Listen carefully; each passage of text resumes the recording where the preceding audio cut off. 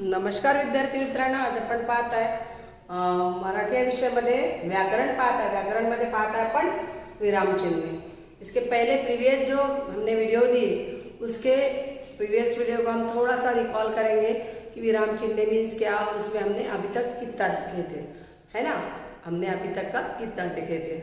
विराम चिन्ह मीन्स आपको पता है, मैंने बताई थी कि जो हम रीडिंग के वक्त जो हम प्रकट कोई मन के मन में पढ़ता है, कोई प्रकट वाचन करता है, उसमें जो चिन्ह आते हैं, साइन आते हैं, उसके लिए हम थोड़ी देर रुकते हैं या फिर उसमें से थोड़ी देर रुकते हैं। ऐसे चिन्हों का जब यूज करते हैं हम सेंटेंस में, तब उसी चिन्हों को बोलते हैं हम विराम चिन्ह। या फिर ये भी बोल सकते हो कि जैसे जब हम बोलते हैं, लोगों के साथ वार्तालाप करते हैं, जब हम बोलते हैं तो बीच बीच में हम रुकते हैं, यानी थोड़ी देर रुकते हैं हम, उस रुकने को ही बोलते हैं विराम, है ना। और वो रुकने के लिए जो चिन्हों का, अलग अलग चिन्हों का जो हम यूज करते हैं सेंटेंस में, उसको बोलते हैं विराम चिन्ह। अंडरस्टैंड। विराम चिन्ह मीन्स क्या होता है? विराम मीन्स रुकना, और जो हम अलग अलग चिन्हों से, साइन से हम उसको, अलग अलग चिन्हों से हम उसको दर्शाते हैं, उसके लिए हम थोड़ी देर रुकते हैं। कभी हम अलग अलग चिन्ह है उसमें, उसके लिए हम थोड़ी देर उसमें लिखते वक्त या पढ़ते वक्त भी हम उसका यूज करते हैं, उसी को बोलते हैं विराम चिन्ह।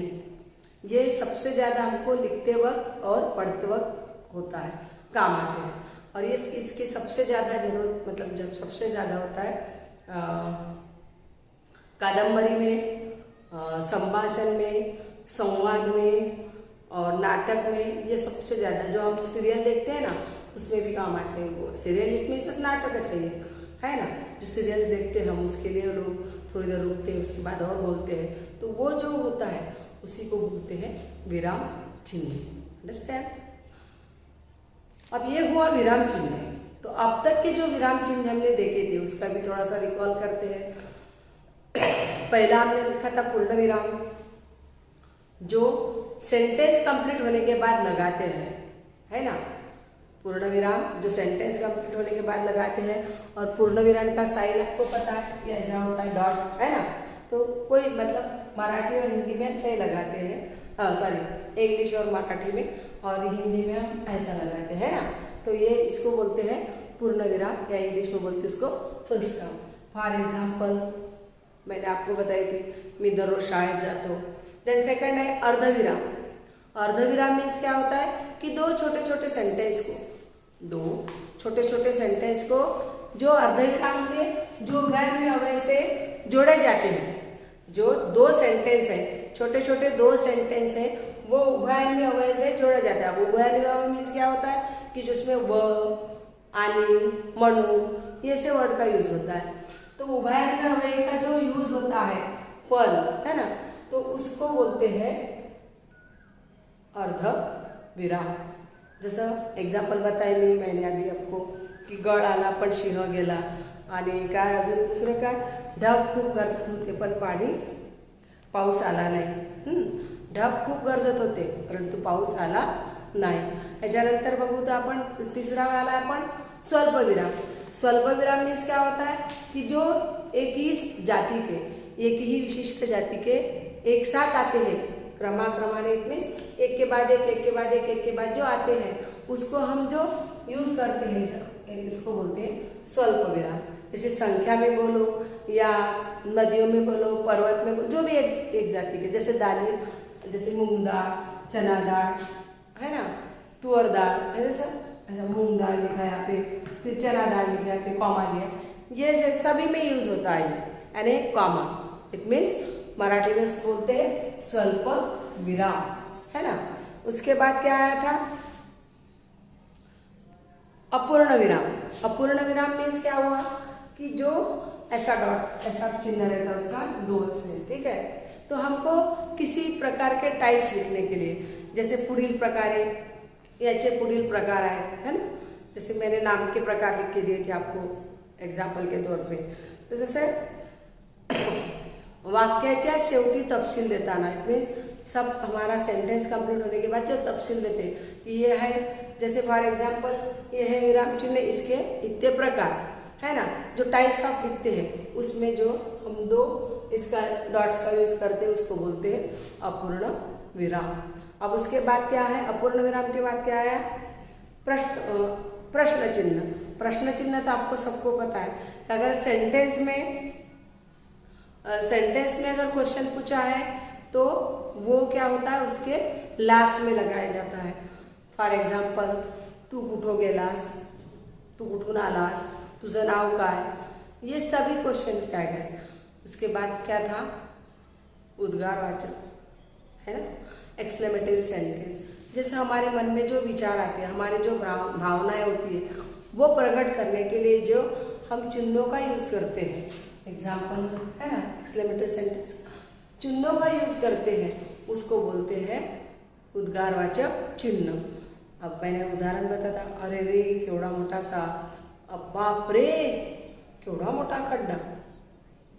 ऐसे कि हमारे एक्सप्रेशन चेंज होते हैं, हमारे हाव भाव चेंज होते हैं, हमारी बॉडी लैंग्वेज चेंज होती है, उसको बोलते हैं उद्गारवाचक चिन्ह। ओके, अब यहाँ तक हमने, उसके बाद क्या देखा था हमने प्रीवियस वीडियो में, और एक था, उसका था अवतरण चिन्ह। अवतरण चिन्ह के 2 पार्ट है, एक एकेरी अवतरण चिन्ह और द्विएरी अवतरण चिन्ह।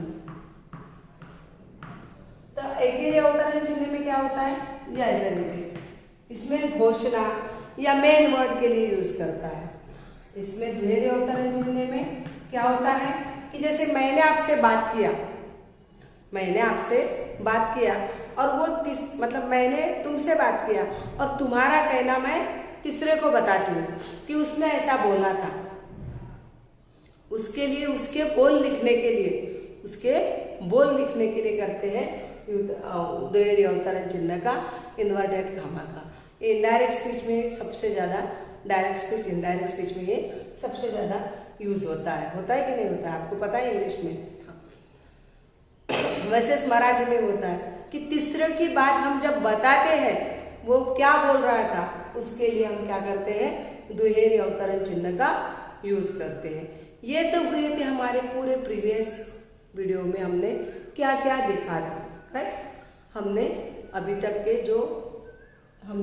जो किए, मतलब जितने हमने आपको पढ़ाए 2 वीडियो में, उसका हमने थोड़ा सा यहाँ पे रिकॉल किया ताकि आपको एक बार और रिवीजन हो जाए और आप अच्छे से समझ जाओगे।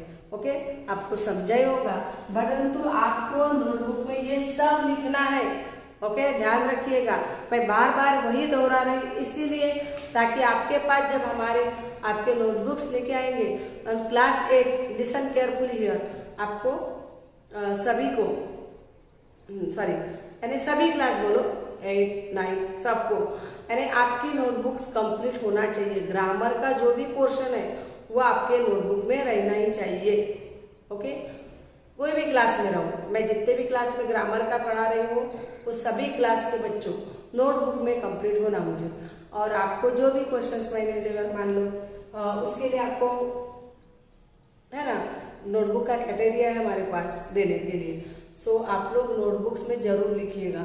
ओके, अब हम 7 तक पहुंचे थे, अवतरण चिन्ह, है ना। अब उसको जो तुम्हारे पास जो ड्रॉ किया होगा ड्रॉ है ना आपके पास किया हुआ, कि जैसे क्रमांक, चिन्हाचे नाव, चिन्ह केव्हा वापरतात आणि उदाहरण, ये जैसा ड्रॉ किया है ना आपके पास, वैसा अब उसके बाद का हम देखेंगे। उसके बाद 8 में क्या आता है, सहयोग चिन्ह।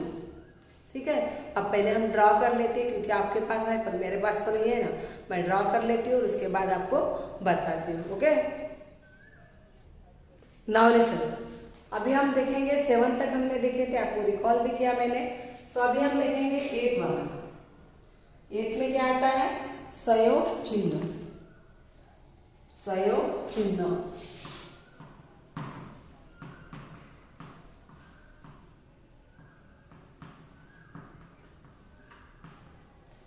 और जो भी मैं आपको ग्रामर का दे उसके ऊपर के क्वेश्चन तो रहेंगे। सहयोग चिन्ह का ऐसा होता है साइन, और वो कब होता है, क्या होता है कि 2 शब्द जोड़ने के लिए काम आता है। 2 शब्द जोडताना जोडताना जोडताना वापरतात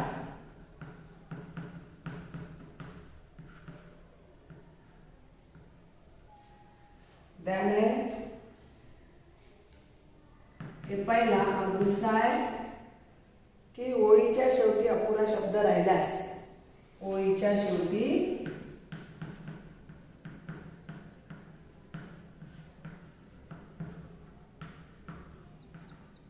अपुरा शब्द राहिल्यास ओके। यानी क्या हुआ, जैसे संयोग चिन्ह मीन्स क्या होता है कि दो ऐसे समान लाइन थोड़ी सी, तो दोन शब्द जोड़ताना, एग्जाम्पल देखो, प्रेम विवाह, विद्यार्थी प्रतिनिधि, विद्यार्थी प्रतिनिधि,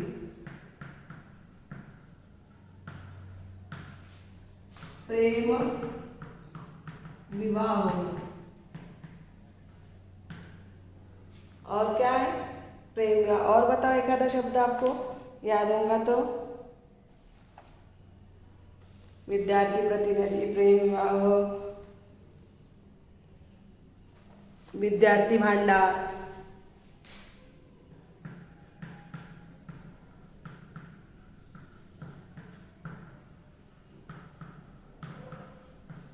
भांडार। ओके, अब उसके बाद में दूसरा है कि ओळीच्या शेवटी अपुरा शब्द राहिल्यास, जैसे हम लोग ने क्या, हमारा मान लो यहाँ से यहाँ तक का लिखे होगा, पेज कंप्लीट हुआ परंतु हमारा सेंटेंस कंप्लीट नहीं हुआ, तो हम कैसे करते हैं, उसको डैश देते हैं, यानी ऐसा संयोग चिन्ह यूज करते हैं और उसके बाद हम इधर लिखते हैं, ताकि हमको हमारा जो बचा हुआ सेंटेंस है, जो शब्द है, वो यहाँ पे हम पूरा कंटिन्यू करते हैं। ऐसे शब्द को यानी इसी को बोलते हैं संयोग चिन्ह। क्या बोलते हैं इसको, संयोग चिन्ह। यानी कब होता है फिर यूज है, जैसे देखो ओळीच्या शेवटी म्हणजेच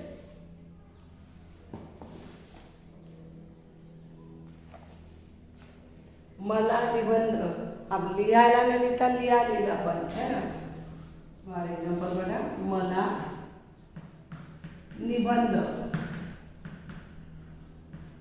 आता लिहायला पाहिजे इथे, पण लिहाच लिहिला, त्याच्यानंतर जो बोललेला शब्द आपण दुसऱ्या लाईन मध्ये घेतो का,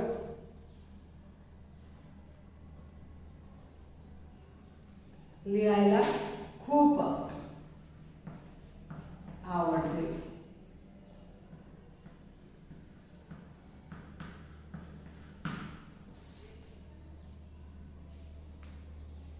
समझलं? ओके, ये हुआ संयोग चिन्ह। अब संयोग चिन्ह के बाद लास्ट वाला बचा है हमारा, कौन सा बचा है, संयोग चिन्ह के लास्ट वाला बचा है अपसरण चिन्ह। कौन सा बचा है हमारा, अपसरण चिन्ह। अपसरण चिन्ह मीन्स क्या होता है, वो भी एक डॉट समानच रहता है। अपसरण चिन्ह means dash, not dot, dash है ना, अपसरण चिन्ह मीन्स डैश। लास्ट वाला बचा अपना अपसरण चिन्ह। ये समझ में आया क्या? हमको दो जोड़ शब्दों को जोड़ने के लिए, जैसे पोळपाट बेलना है ना, पोळपाट बेलना, पोळपाट अलग बेलना अलग, और उसमें बीच में हम अब संयोग चिन्ह का यूज करते हैं, जैसे प्रेम विवाह है ना उसमें। और जैसे ओळीच्या शेवटी अपुरा शब्द राहिला है, आपको तो ये पता ही है, क्योंकि आप जब लिखते हो तो कभी कभी हमारी लाइन भी कंप्लीट हो जाती है, तो फिर हमारा शब्द नहीं लिखते, तो हम दूसरे लाइन में उसको लिखते हैं, कंटिन्यू करते हैं। ओके, अब देखेंगे हम नाइन्थ वाला अपसरण चिन्ह। अपसरण चिन्ह, अपसरण चिन्ह का भी कैसा होता है, अपसरण चिन्ह मीन्स डैश,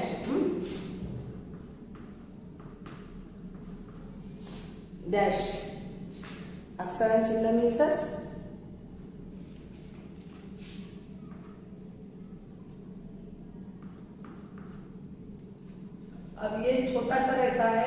और ये थोड़ा सा बड़ा सा रहता है। ध्यान में रखो, इसमें कंफ्यूजन हो जाओगे। ये संयोग चिन्ह है वो बिल्कुल थोड़ा सा रहता है और अवसर जो डैश है वो बड़ा देते हैं। पहला है बोलता बोलता विचार मालिका तुटली। बोलता बोलता बोलता बोलता विचार मालिका तुटल्यास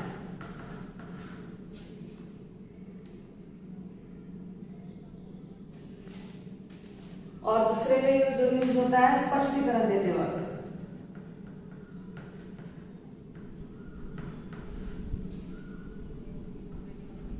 स्पष्टीकरण देताना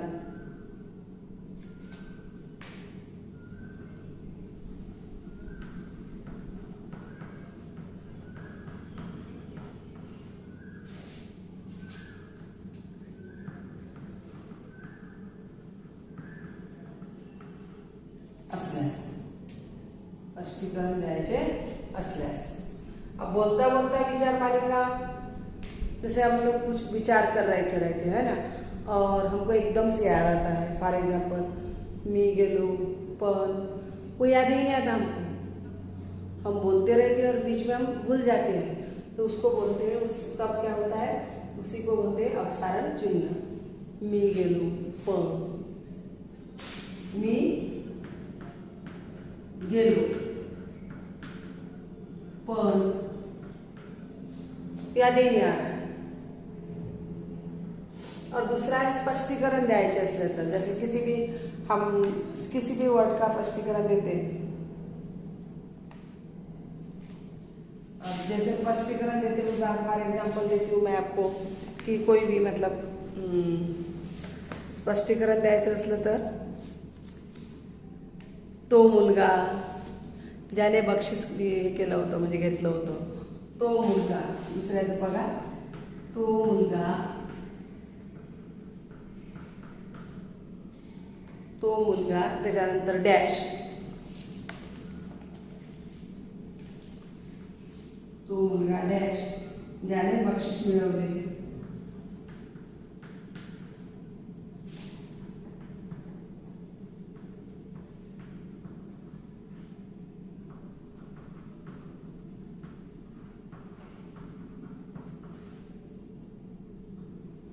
मिळवले आपल्या शाळेत आहे।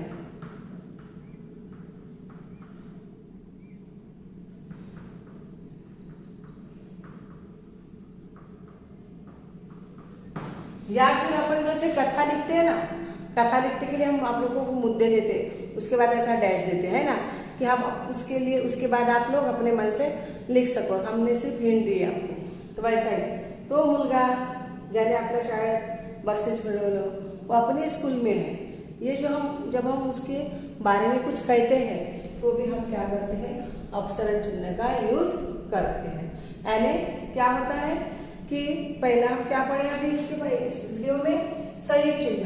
संयुक्त चिन्ह की छोटी सी लाइन रहती है जिसमें दो जोड़ शब्दों को यूज होते हैं। या फिर हमारा शब्द मान लो एक लाइन नोटबुक में लिख रहे हैं, नोटबुक की लाइन कंप्लीट हो गई पर हमारा शब्द कंप्लीट नहीं हुआ, तो हम उस वक्त थोड़ी सी डैश देते हैं, सॉरी लाइन देते हैं, उसको बोलते हैं संयुक्त चिन्ह। और दूसरा है अपसरण चिन्ह, इट मीन्स डैश। तो डैश कब देते हैं हम, जैसे बोलते बोलते हम विचार करते करते कुछ हमको याद आया और आगे का हमको याद ही नहीं आता, तो वो होता है ऐसा। उसके बाद है दूसरा कि हम जैसे मुद्दे लिखते हैं उसमें भी हम डैश देते हैं, इसके बाद के आगे आप जोड़ो करके, तब दोनों इसमें ये काम आते हैं। समझ में आया इतना? हमने आज का जो हमारा अवतरण चिन्ह, सॉरी विराम चिन्ह का जो हमने लिए हैं, तो आज ये 9 तक हमने लिए हैं, है ना। कौन कौन से? पूर्ण विराम, अर्धविराम, स्वल्प विराम, अपूर्ण विराम, अजून प्रश्नचिन्ह, उद्गारवाचक चिन्ह, अवतरण चिन्ह, संयोग चिन्ह आणि अपसरण चिन्ह, हे 9 प्रकार येतात, है ना, 9 प्रकार है इसमें, काय में, विराम चिन्ह में। ओके, आपने, आई होप आपने जो मैंने जो लिख के दी हो, आपको टाइम भी बहुत मिला है, आपने पूरा लिखे होंगे यहाँ पे, यानी अपनी नोटबुक्स में आपने लिखे होंगे। ये पूरा दिख रहा है आपको वीडियो का पूरा, ये देखो, जब तक आपको ये क्रमांक ये वो सब दिख रहा है, यानी ये पूरा आप क्या करो, अपने नोटबुक में उतार लो, ताकि आपके एग्जाम के वक्त काम आएंगे। ओके, तो ये हमारा अवतरण चिन्ह अभी यहाँ पे कंप्लीट हुआ। So bye, have a nice day. ये आप अपने नोटबुक में लिखिएगा जरूर, ठीक है। Okay, bye.